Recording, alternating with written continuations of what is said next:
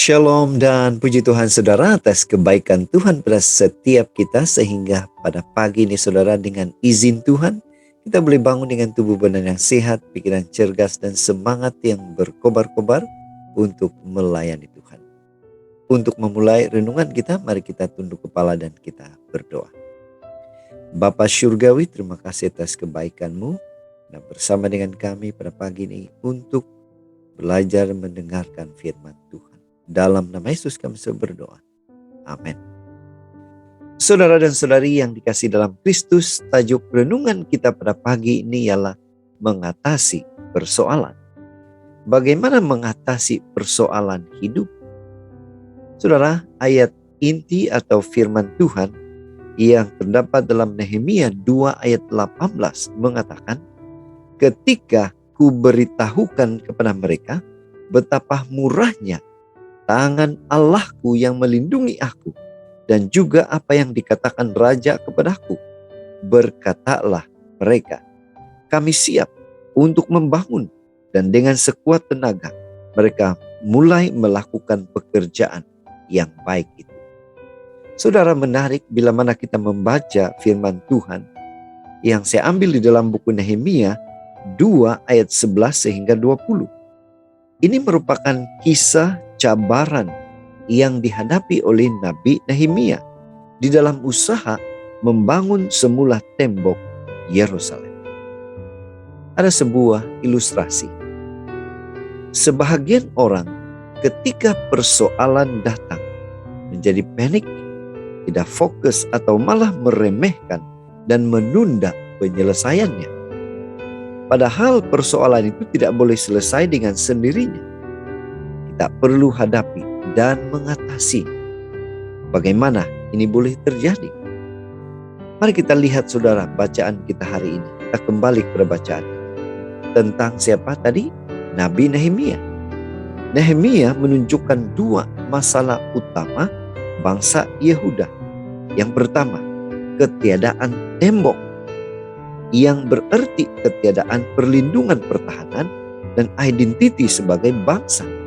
Dan yang kedua, ada kemungkinan bangsa itu tidak tahu mereka sedang menghadapi atau berada di dalam masalah. Nehemia dalam hal ini harus menjelaskannya kepada mereka.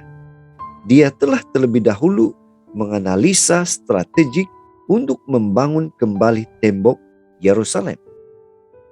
Dengan ditemani beberapa orang, dia mengidentifikasikan masalah yang ada.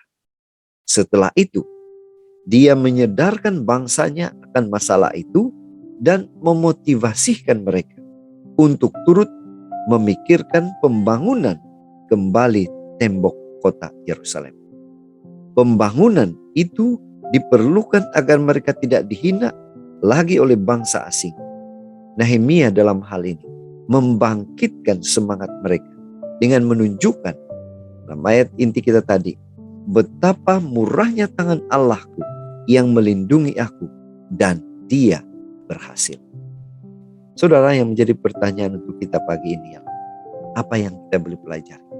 Apa aplikasi untuk kita dalam kehidupan kita? Sadar atau tidak saudara, kita tidak mungkin hidup tanpa masalah. Besar kecil, berat atau ringan, masalah akan selalu ada.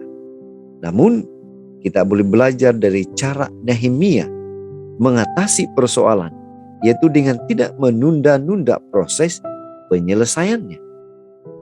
Kita menganalisa masalah dan memotivasikan diri untuk menyelesaikannya. Dan yang paling penting, kita bersandar sepenuhnya kepada kuasa Tuhan. Jadi saudara, jangan mengabaikan masalah atau lari dari masalah, namun hadapilah masalah itu dengan penyertaan dan perlindungan Tuhan. Itu sebabnya pada pagi ini saudara, mari kita ingatkan diri kita bahwa menganalisa persoalan atau masalah itu baik, namun yang paling baik adalah mengandalkan kekuatan Tuhan. Itulah yang terbaik. Inilah doa dan harapan kita saudara. Mari kita bersyukur Mari kita berterima kasih karena kita mempunyai Tuhan yang luar biasa. Dia akan memberikan kita kemampuan untuk menghadapi persoalan hidup bersama dengan Tuhan. Mari saudara, kita tetap setia, tetap semangat, tetap positif, dan tetap sihat bersama dengan Tuhan sampai Maranatha. Tuhan memberkati kita. Mari kita berdoa. Bapa di surga, sekali lagi kami bersyukur, berterima kasih atas kebaikan-Mu bersama dengan kami dan memberikan pengertian pada kami melalui renungan pada pagi ini. Kami serahkan semuanya ini dalam nama Yesus kami berdoa. Amin.